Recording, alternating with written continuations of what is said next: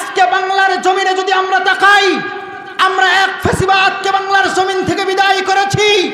এখনো হাজার ফেসিবাদ, হাজার ষড়যন্ত্র এই বাংলার জমিনে হচ্ছে। সুতরাং সমস্ত ষড়যন্ত্রের মোকাবেলা করতে হলে আপনাকে আমার ইমানের তেজে তেজিয়ান হয়ে আমাদেরকে লড়াই করতে হবে ওই সমস্ত কাফের বেঈমানদের সাথে। জোরে বলেন কথা ঠিক কিনা? कौनैन का मुख्तार खुदा तुमको बनाया,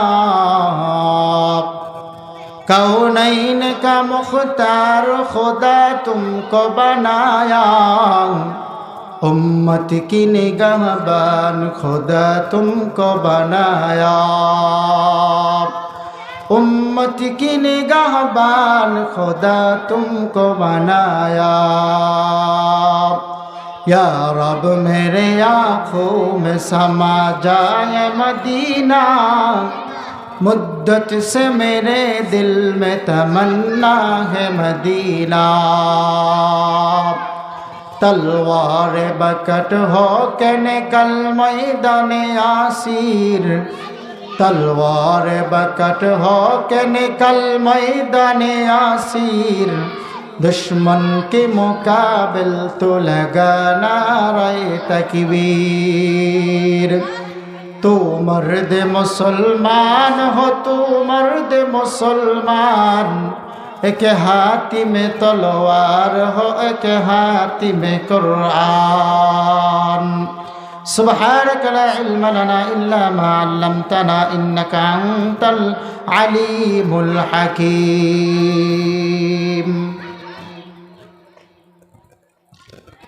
আলহামদুলিল্লাহ, ঘোড়াবান্ধা দারুল উলুম কওমি নুরানি একাডেমি মাদ্রাসার উদ্যোগে আয়োজিত আজকের এই বিশাল তাফসীরুল কোরআন মাহফিলের মাহতারাম সম্মানিত সভাপতি, সহসভাপতি, প্রধান অতিথি, প্রধান মেহমান, দূর দূরান্ত থেকে আগত আল্লাহ পাকের আশিকিন, জাকিরিন, শাকিরিন, মুহিব্বিন, আল্লাহ সুবহানাহু ওয়া তাআলা আপনাকে আমাকে বিভিন্ন জায়গা থেকে আল্লাহ তাআলা এই জান্নাতি পরিবেশে আমাদেরকে কবুল করেছেন। এই জন্য একে আওয়াজ উচ্চ কণ্ঠে সকলেই কালিমাতুশ শুকর আদা করছি, আলহামদুলিল্লাহ। আরো জোরে বলি আলহামদুলিল্লাহ। সংক্ষিপ্ত দরুদ সালাম বর্ষিত হোক সাইয়্যিদুল মুরসালিন, খাতামান নবিয়্যিন, শাফিউল মুসলিমিন, কায়নামদার, তাজদারে মদিনা, সকলে বলি মুহাম্মদ রাসূলুল্লাহ সাল্লাল্লাহু আলাইহি ওয়াসাল্লাম। মুআজ্জাজ মুহতারাম সম্মানিত হাজিরিন, আসলে পুরো বাংলাদেশে বর্তমান সিচুয়েশনের দিকে যদি তাকাই, এটা একটা দ্বীনি পরিবেশ, দ্বীনি একটা মাহফিল। আজকে বাংলাদেশে হাজার হাজার লক্ষ লক্ষ মাহফিল হচ্ছে, বিভিন্ন জায়গায় কোরআন ও হাদিসের আলোচনা হচ্ছে, কিন্তু এই কোরআন এবং হাদিসের মাজলিসগুলো হচ্ছে একটা জান্নাতের বাগান। কিন্তু এই জান্নাতের বাগানে মুসলমানদেরকে খুঁজে পাওয়া যায় না। কিন্তু বিভিন্ন জায়গায়, হাটে বাজারে, চার হোস্টেলে, বিভিন্ন জায়গায় আজকে যদি এখানে মাহফিল না করে যদি বিভিন্ন গানের কনসার্ট অনুষ্ঠান করা হতো, এই মাহফিল এখন পরিপূর্ণ ভরে যেত। জোরে বলেন কথা ঠিক কিনা? কিন্তু দ্বীনি পরিবেশ, দ্বীনি মজমা, দ্বীনি মাহফিল যেখানে কোরআন এবং হাদিস থেকে আলোচনা হবে, আজকে সেই জায়গাগুলোতে লোক খুঁজে পাওয়া যায় না। আজকে মানুষের এমন একটা পরিস্থিতি হয়ে গিয়েছে, মানুষেরা জাহান্নামের দিকে দৌড়াচ্ছে, কিন্তু জান্নাতের দিকে তারা যেতে চায় না। সম্মানিত মুআজ্জাজ মুহতারাম হাজিরিন, আমি সূরাতুল আলী ইমরানের 133 নম্বর আয়াতে কারিমা আপনাদের সামনে তেলাওয়াত করেছি। এই আয়াতকে সামনে রেখে অল্প কিছু সময় আপনাদের সামনে আলোচনা রাখার চেষ্টা করব। ওমা তৌফিক ইল্লা বিল্লাহ। এর পূর্বে কিছু কথা বলে নেই। আজকে গোটা পৃথিবীতে মানুষগুলো প্রতিযোগিতায় লিপ্ত, তারা প্রতিযোগিতা করতেছে। সমস্ত গোটা পৃথিবীতে মানুষগুলো প্রতিযোগিতা করতেছে কিভাবে হার লাইনে সব সময় বিভিন্ন জায়গায় প্রতিযোগিতা হচ্ছে। ব্যবসায়িকরা ব্যবসার প্রতিযোগিতা করতেছে যে কিভাবে ব্যবসা আরেকজনের থেকে আরেকজনের ব্যবসা উন্নতি করা যায়। আজকে বাংলাদেশ আরেকটা দেশের সঙ্গে প্রতিযোগিতা হচ্ছে কিভাবে এক দেশ আরেক দেশকে পেছনে ফেলে আমাদের দেশ এগিয়ে যায়। সব জায়গায় প্রতিযোগিতা হচ্ছে। আজকে গ্রামগঞ্জের যদি দিকে আমরা তাকাই, প্রতিযোগিতা হচ্ছে যে আমাদের একজন যদি একটা বাড়ি করে, আরেকজন চিন্তা করে যে আরেকটা বাড়ি কিভাবে করা যায়। এই জন্য চিন্তা ভাবনা মাথার ভেতরে থেকে যায়, প্রতিযোগিতা হচ্ছে। কিন্তু আসলে প্রতিযোগিতা আমাদের কোন প্রতিযোগিতা করা দরকার? জাহান্নামের প্রতিযোগিতা আজকে সমাজে চলতেছে। এই জন্য আমাদেরকে প্রতিযোগিতা করতে হবে জান্নাতের দিকের। জোরে বলেন কথা ঠিক কিনা?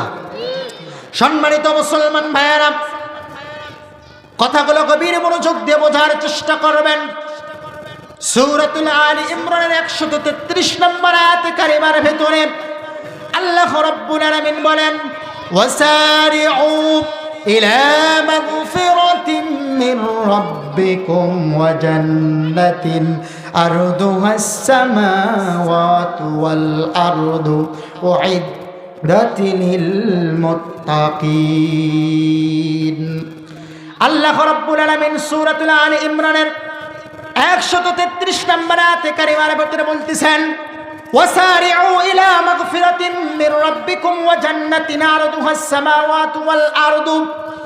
আল্লাহ তাআলা বলতেছেন, তোমরা তোমাদের রবের মাগফিরাতের দিকে দৌড়াও, তোমরা রবের অনুগ্রহ ক্ষমার দিকে দৌড়াও, জান্নাতের দিকে দৌড়াও, অগ্রসর হতে থাকো, জান্নাতের প্রতিযোগিতা করতে থাকো। কারণ জান্নাত আসমান এবং জমিন থেকে জান্নাতের দূরত্ব বিশাল দূরে। আল্লাহ রাব্বুল আলামিন বলেন, উইদ্দাতিল মুত্তাকিন। আর আল্লাহ তাআলা পরহেজগার মুত্তাকিদের জন্য আল্লাহ তাআলা এই জান্নাতের ব্যবস্থা করে দিয়েছেন। পৃথিবীর ভিতরে আল্লাহ রাব্বুল আলামিন যত জাতি এবং গোষ্ঠী তৈরি করেছেন, সমস্ত জাতি এবং গোষ্ঠী আজকে তারা দুনিয়ার পেছনে প্রতিযোগিতায় লিপ্ত হয়ে গেছে। কিন্তু আল্লাহ তাআলা বলতেছেন, জান্নাতের দিকে মাগফিরাতের দিকে দৌড়াও। সুতরাং প্রতিযোগিতা যদি করতে হয়, আমাদেরকে প্রতিযোগিতা করতে হবে জান্নাতের প্রতিযোগিতা, আমাদেরকে প্রতিযোগিতা করতে হবে আমলের প্রতিযোগিতা, আমাদেরকে প্রতিযোগিতা করতে হবে ঈমানের প্রতিযোগিতা। জোরে বলেন কথা ঠিক কিনা?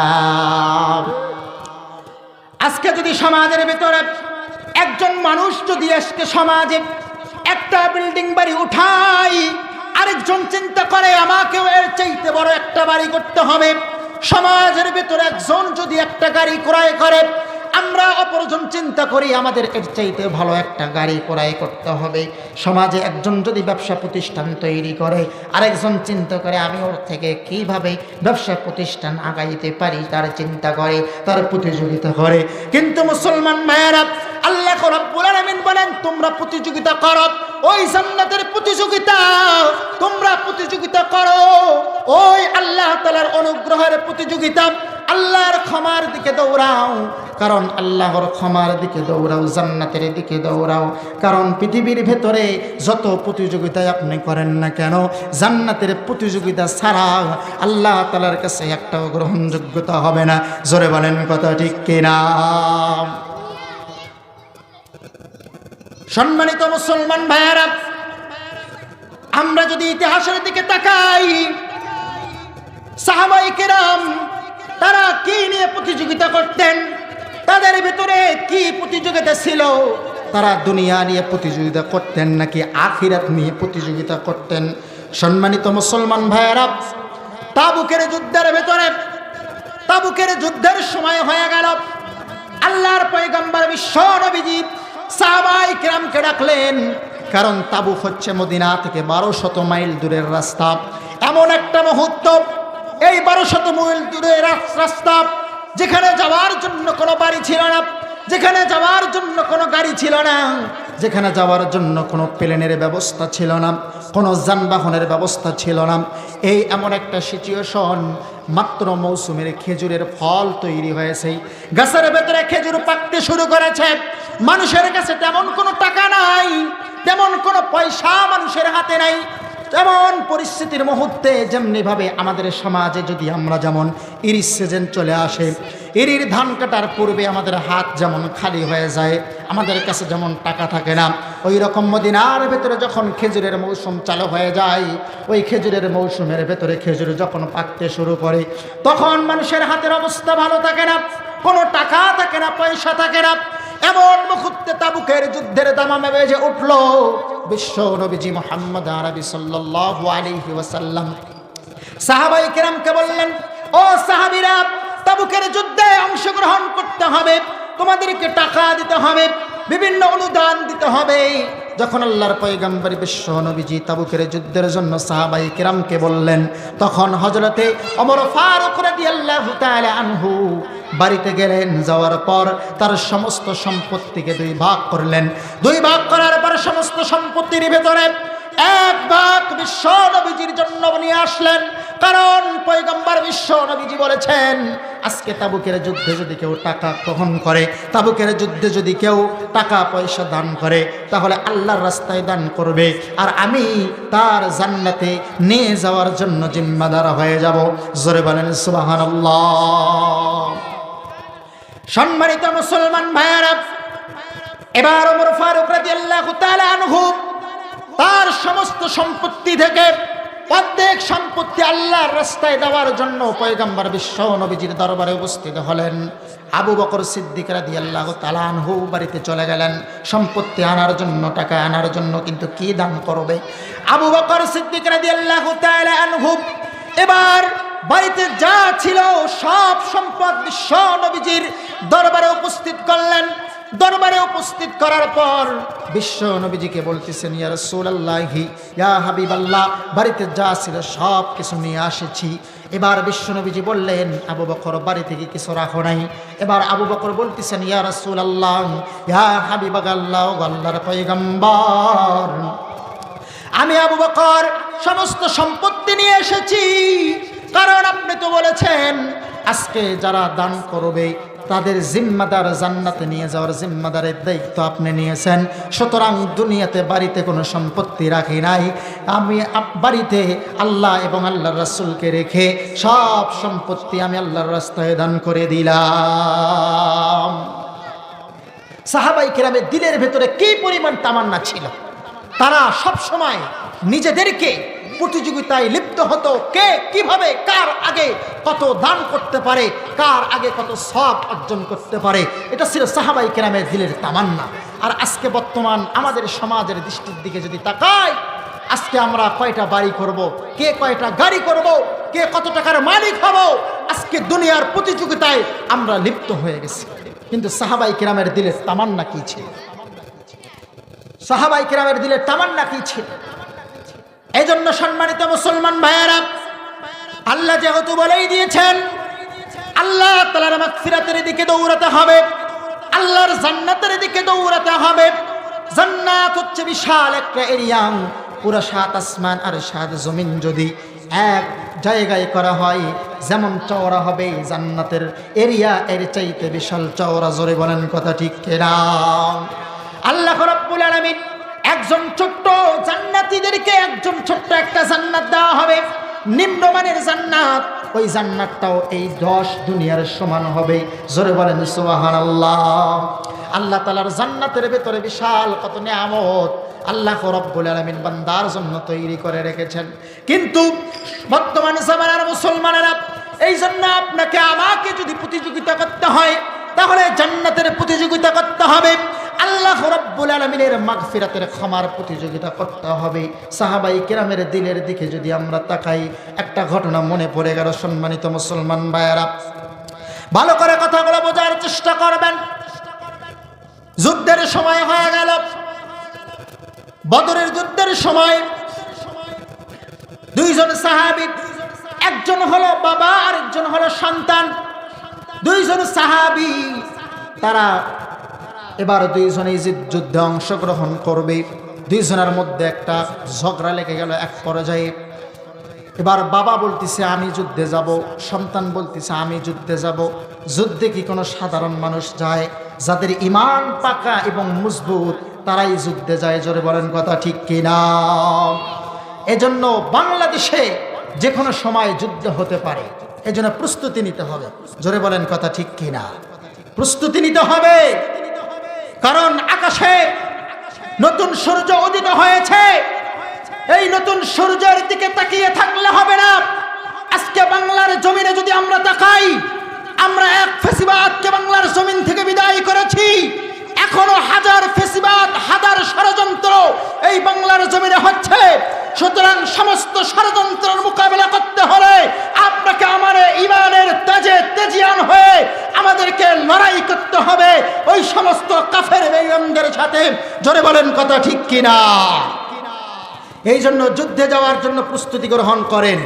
লড়াইয়ের ওই ময়দানেতে যেতে তোমাকে হবে, প্রয়োজনে সব রক্তটুকু জমিনেই ঢেলে দিবে। লড়াইয়ের ওই ময়দানেতে যেতে তোমাকে হবে, প্রয়োজনে সব রক্তটুকু জমিনেই ঢেলে দিবে। তবুও তোমাকে লড়তেই হবে, মানিবে না পরাজয়। বিপ্লব মানে জীবন দেয়া বসে থাকা নয়, সে কোনো দিন আসবে না রে করো যদি ভয়। বিপ্লব মানে জীবন দেয়া বসে থাকা নয়, সে কোনো দিন আসবে না রে করো যদি ভয়। জোরে বলেন কথা ঠিক কিনা? এই জন্য সম্মানিত মুসলমান ভাইয়েরা, যে কথাটা বলতে চাই, আজকে সমাজের বাস্তব চিত্রের দিকে যদি আমরা তাকাই, যে কথা বলতে চাইলাম, সূরা আল ইমরানের 33 নম্বর আয়াত নিয়ে আলোচনা করতেছিলাম। আল্লাহ তাআলা বলেছেন জান্নাতের দিকে দৌড়াতে হবে। আজকে আমরা দুনিয়ার দিকে দৌড়াচ্ছি, দুনিয়ার চিজ ও আসবাবের মহব্বতে পড়ে আমরা দুনিয়ার দিকে দৌড়াচ্ছি। অথচ হাদিসের মধ্যে বিশ্বনবীজি কি বলেছেন, সাহাবায়ে কিরামের দিনে তামান্না কেমন ছিল, যে ঘটনা বলতেছিলাম। সাহাবায়ে কিরাম সন্তান এবং পিতার মধ্যে লড়াই চলতেছে, কে আগে যুদ্ধে যাবে। সন্তান বলতেছে আমিও যুদ্ধে যাব, বাবাও বলতেছে আমিও যুদ্ধে যাব। দুইজনই ছিলেন সাহাবী, তাদের দিলের ভেতরে কি পরিমাণ যুদ্ধের তামান্না ছিল। অথচ যুদ্ধটা এমন কোনো সাধারণ বিষয় নয় যেখানে গেলে নিশ্চিত মৃত্যু। জোরে বলেন কথা ঠিক কিনা? তারা মৃত্যুকে বরণ করে নিয়েছে, কারণ তাদের ভেতরে মৃত্যুর কোনো ভয় ছিল না। আজকে বাংলাদেশে মুসলমান মৃত্যুর ভয় যখন থেকে দিলের ভেতরে তৈরি হয়েছে, তখন থেকে গোটা পৃথিবীর সমস্ত মুসলমান কাফেরদের পায়ে লুটে পড়েছে। জোরে বলেন কথা ঠিক কিনা? এই জন্য মৃত্যুকে ভয় করা যাবে না। মৃত্যু আসবে এটাই নিশ্চিত। মৃত্যুকে পেছনে ফেলে সামনে আমাদেরকে অগ্রসর হতে হবে। এই জন্য আপনার আমার বিভিন্ন দিলের তামান্না তৈরি হয়ে যায়, প্রতিযোগিতা তৈরি হয়ে যায়। আজকে প্রতিযোগিতা হচ্ছে, আমার সন্তানকে রেজিস্ট্রার বানাবো, আমার সন্তানকে উকিল বানাবো, আমার সন্তানকে বিভিন্ন চাকরিওয়ালা বানাবো, আমার সন্তান পার্লামেন্টে যাবে, আমার সন্তান বিভিন্ন সরকারি চাকরিজীবী হবে। কিন্তু আমার আপনার ভেতরে প্রতিযোগিতা হয় না, আমার সন্তানকে হাফেজ বানাবো, আমার সন্তানকে আলেম বানাবো। জোরে বলেন কথা ঠিক কিনা? প্রতিযোগিতা তো হওয়া দরকার হাফেজ এবং আলেমের। আজকে সমাজের ভেতরে যারা সন্তানদেরকে জাগতিক শিক্ষার প্রতিযোগিতা নিয়ে ব্যস্ত হয়েছে, সেই সমস্ত সন্তান, এই সমস্ত সন্তানের বাবা মাই আজকে বৃদ্ধাশ্রমে জায়গা হয়েছে। কথা বলেন ঠিক কিনা? আজকে যদি সন্তানদেরকে হাফেজ বানাতাম, আলেম বানাতাম, তাহলে আমাদের এইরকম দুর্ভোগ পোহাতে হতো না। এই জন্য সম্মানিত মুআজ্জাজ হাজিরিন, আজকে এখানে মাদ্রাসা তৈরি হয়েছে ঘোড়াবান্ধা। মাদ্রাসার নাম কি? দারুল উলুম কওমি নুরানি একাডেমি মাদ্রাসা। এই একাডেমি মাদ্রাসায় বাচ্চারা পড়তেছে। সকালবেলা যে সময় আমি ঘুমায়া থাকি, ওই সময় সন্তানগুলো উঠে বুকের ভেতরে কোরআনটাকে চুমা খেয়ে বুকে নিয়ে তারা 2 রাকাত আল্লাহর কুদরতি পায়ে সিজদা দিয়ে তারা কোরআন তেলাওয়াত করতে শুরু করে দেয়। জোরে বলেন কথা ঠিক কিনা? যে সময় সমস্ত মানুষ ঘুমায়া যায়, ওই সময় ছোট্ট ছোট্ট মাসুম বাচ্চাগুলো তারা কোরআন তেলাওয়াত দিয়ে তাদের দিন শুরু করে। তাহলে এই সমস্ত বাচ্চারা মাদ্রাসায় আপনি কেন দিবেন না? মাদ্রাসায় অবশ্যই দিতে হবে। আর মাদ্রাসায় আপনার সন্তান দিলে অবশ্যই ফায়দা হবে। আপনার সন্তান কোরআনের হাফেজ হবে, আপনার সন্তান আলেম হবে। এই সন্তান দিয়েই তো ভবিষ্যতে ভালো কিছু আশা করা যায়। জোরে বলেন কথা ঠিক কিনা? এই জন্য সন্তানদেরকে মাদ্রাসায় দিতে হবে। আল্লাহ তাআলা তৌফিক দান করুক। সকলে আমার জন্য দোয়া করবেন। আল্লাহ তাআলা যে কথাগুলো বললাম, সর্বপ্রথম আমাকে মানার তৌফিক দান করুক, তারপর পুরা যারা আলোচনা শুনলেন আল্লাহ তাআলা সকলকে মানার তৌফিক দান করুক। সকলেই বলে আমিন। আখিরি দাওয়ানা আলহামদুলিল্লাহি রাব্বিল আলামিন। আসসালামু আলাইকুম ওয়া রাহমাতুল্লাহি ওয়া বারাকাতুহু।